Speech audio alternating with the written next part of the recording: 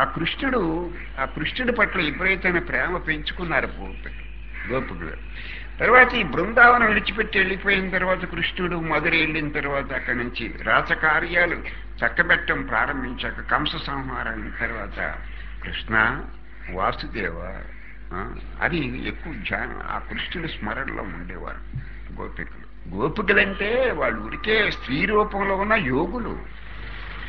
ఒకసారి విదురుడు ఇప్పుడు మన రామకృష్ణ పరమహంస గారు, రమణ మహర్షి గారు, మన మహాత్ములందరూ మనకు జ్ఞానం ఎలా చెప్తున్నారు. ఈ గోపికలకి విదురుడు జ్ఞానం చెప్పడానికి వచ్చాడు. మీరు కృష్ణుడి గురించి బెంగ పెట్టుకుంటున్నారు, అలా కాదు. సాకారంలోంచి నిరాకారంలోకి వెళ్ళాలి, సగుణంలోంచి నిర్గుణంలోకి వెళ్ళాలి. సాకారంలోంచి కృష్ణుడు అంటే ఆత్మ చైతన్యం, కేవలం కృష్ణుడు అంటే అక్కడ శరీరం మాత్రమే కదా, మీరు అర్థం చేసుకోవాలి అని విదురుడు వీళ్ళకి చదవటానికి వచ్చాడు. ఎవరికి? గోపికలకి చదవటానికి వచ్చాడు. సగుణంలోంచి నిర్గుణం అంటే గుణాలకు అతీతం. ఈ గుణాలకు అతీతం అవ్వాలి. గుణాలకు అతీతమైతేనే ఆత్మజ్ఞానం కలగదు. ఈ గుణాలు ఇవన్నీ మనస్సులో ఉన్నాయి. ఇష్టాలు, అయిష్టాలు, తమో గుణం, రజోగుణం, సత్వగుణం, ఇవన్నీ మనస్సులో ఉన్నాయి. ఇవన్నీ గుణాలను దాటి నిర్గుణంలోకి వెళ్ళిపోవాలి. కృష్ణ అంటే ఏదో దేహం మాత్రుడని ఒక పలానా పేరు మాత్రుడని దాని నిరాకారంలో సాకారంలోంచి నిరాకారంలోకి వచ్చేయాలి, సగుణంలోంచి నిర్గుణంలోకి వచ్చేయాలి. మీరు ఇలా కృష్ణ అనుకోవటం కాదు, తత్వం తెలుసుకోవాలని విదురుడు వచ్చి చెప్పాడు. ఎవరికి? గోపికలు. వీళ్ళు అన్నారు, నీకు చెప్పి మాటలు ఇనివాడికి ఎవడం లేడు అయ్యా అన్నారు. నువ్వు ఎందుకు నోటి దండుగా, మాకేమో కాలం దండుగా, నీకు నోటి దండుగా. నువ్వేదో ఆత్మజ్ఞానం గురించి చెప్పేస్తున్నావు నువ్వు అనుకుంటున్నావు, ఏదో పండితుడు నువ్వు అనుకుంటున్నావు, ఇదంతా టైం వేస్ట్ అని మేము అనుకుంటున్నావు. ఇప్పుడు నువ్వేదో చెబుతున్నావు, నేను వినటానికి మాకు చెవులు ఉన్నాయి, వినటానికి లోపల మనస్సు ఉండాలి కదా, మనస్సు ఉండాలి. ఆ మనస్సుని ఎప్పుడుకో కృష్ణుడికి ఇచ్చేస్తే నువ్వు చెప్పే మాటలు ఎవడు వింటాడో అయ్యా బోసియా అన్నాడు. ఏదో గొప్పగా చెప్పేస్తున్నాను బ్రహ్మజ్ఞానం గురించి అనుకుంటున్నా, అది ఇని కూడా ఎవడున్నాడు ఇక్కడ అన్నాడు. ఎవరంటారు? చెవులు వినవు, చెవులు ద్వారా ఎవరంటారు? మనస్సు వింటుంది. ఆ మనస్సుని ఎప్పుడో మేము కృష్ణుడికి ఇచ్చేసాం, ఇంక నీ మాటలు ఇని కూడా ఎవడున్నాడు వెళ్ళరమ్మన్నారు. ఆ పెద్ద ఋషి లాంటి వాడు విదురు లాంటి దయచేయమన్నారు. ఇనివాడు అక్కడ ఎవడైనా ఉంటే నువ్వు చెప్పొచ్చు, ఇనివాడు అక్కడ ఎవడ లేడు, మనస్సు వినాలి. ఆ మనస్సుని ఎప్పుడైతే ఎవరంటారు? చెవుల ద్వారా, చెవులు వినవు కదా, చెవుల ద్వారా మనస్సు ఉంటుంది. ఆ మనస్సుని మేము ఎప్పుడో కృష్ణుడికి ఇచ్చేసాం. ఇంక ఇనివాడు ఎవడు లేడు. అది నీ మాటలో దండిగా టైం వేస్ట్, ఎనర్జీ వేస్ట్ అని వెళ్ళరమ్మని. మా మనస్సు మా దగ్గర లేదు, కృష్ణుడి దగ్గర. తెలియని వాళ్ళు అనుకుంటున్నారు మేము కృష్ణుడి చుట్టూరు తిరిగాము. కృష్ణుడు అంటే ఆత్మ చుట్టూరు తిరిగాం. అది మాత్రం నీకు తెలియదా? మా చుట్టూరు ఆయన తిరిగినా ఆత్మ చుట్టూరు తిరిగినట్టే, మేము ఆయన చుట్టూరు తిరిగినా ఆత్మ చుట్టూరు తిరిగినట్టే. అది తెలియదని నువ్వు అనుకుంటున్నావు. మాకు ఉద్ధవుడు వచ్చాడు కదా, ఉద్ధవుడు అన్నాడు, వీళ్ళకి ఆత్మజ్ఞానం చెప్తా అంటే మనకి వీళ్ళకి ఎక్కటలేదు. వాళ్ళు ఏం చెప్పారంటే, వాడు కైలాసంలో, శివుడు కైలాసంలో ఉంటాడని, విష్ణు వైకుంఠంలో ఉంటాడని ఇలా మన పురాణాలు చెబుతారు కదా. కైలాసంలో ఇటువంటి భోగాలు ఉంటాయి, ఇటువంటి సుఖాలు ఉంటాయి, వైకుంఠంలో ఇటువంటి సుఖాలు ఉంటాయి, ఇంత గొప్పగా ఉంటాయి, స్వర్గంలో ఇన్ని సుఖాలు ఉంటాయి, అన్ని సుఖాలు ఉంటాయని చెబుతున్నాడు. కాబట్టి వీళ్ళు చెప్తున్నారు.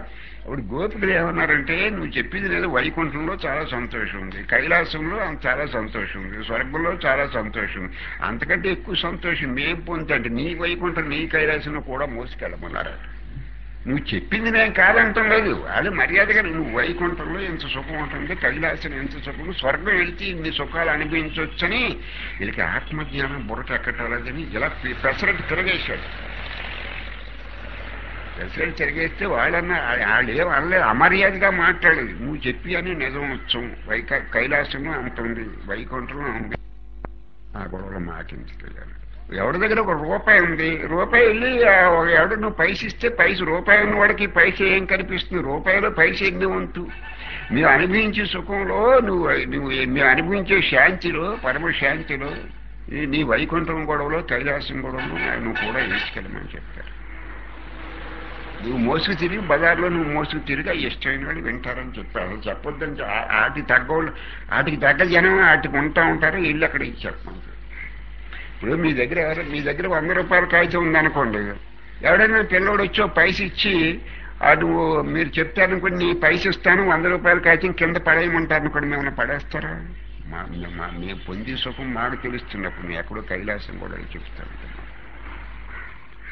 అడన్నాడు మన రమణ మహర్షి గారు రామకృష్ణ అంతా స్వప్నం అన్నాడు. ఎవడండి వచ్చినవాడు? ఎవడు? ఉద్ధవుడు. ఇదంతా మనం చెప్పుకుంటున్నాం కదా రోజు మీటింగ్లో. ఆడన్నాడు ఇదంతా స్వప్నం. ఒక నిజంగా స్వప్నమైనా నేను స్వప్నంలో కూడా చూసేది కృష్ణుడిని అన్నారు. ఇంకేం చెప్తాడు? ఒకవేళ నిజంగా నువ్వు చెప్పింది రైట్ అనుకో, స్వప్నం అంటున్నావు.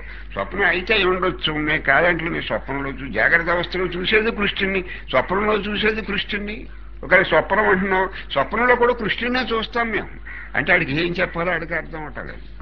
మేము స్వప్నాన్ని స్వప్నంగా చూడటం లేదు, స్వప్నంలో కూడా కృష్ణుడినే చూస్తున్నాం అన్నారు గోపికలు. అంటే వాళ్ళు మహర్షులు, మహాయోగులు. వాళ్ళు ఉరికేస్తే ఆ రూపం ధరించి ఉన్నారంతే.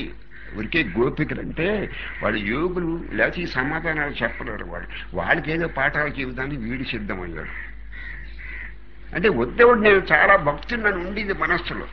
కృష్ణుడు మాయ చేసి పంపాడు, వెళ్ళేది ఆ గోపికలను చూసిరావసారని.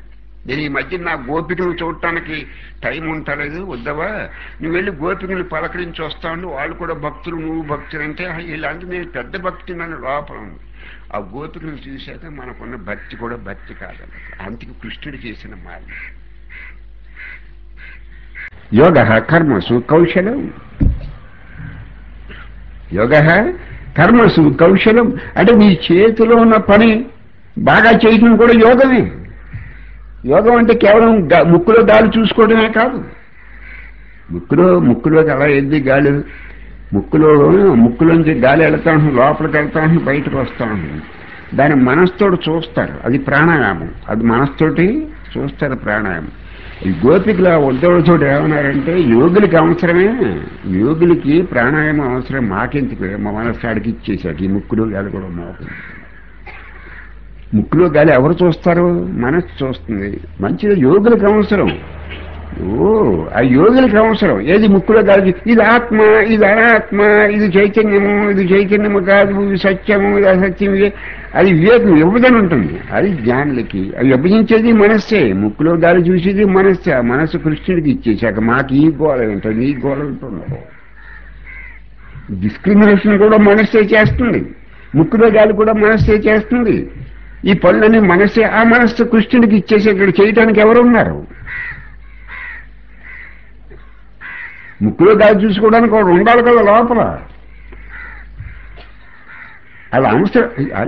ఈ ఉద్ధవుడి కంటే తెలియదు వాళ్ళ అవసరం. ముక్కులో గాలి చూసుకోవడం అవసరం లేదని అది యోగులకు అవసరం, మాకెందుకు అంటున్నారు.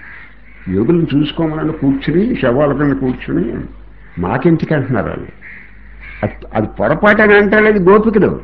వాళ్ళు ముక్కులో గాలి యోగులు చూసుకుంటారు. చూసుకోము, యోగం అవసరం, చూసుకోము, మాకెందుకు అంటున్నారు చూసుకునేవాడు లేనప్పుడు. అంతేకాని ఉద్ధవుడు చెప్పింది ఇది ఖండించటం లేదు. అలా జంప్ చేసి వెళ్ళి వాడు చెప్పిన ప్రతి మాటకి జంప్ చేసి వెళ్ళిపోతున్నారు. అయి జంపు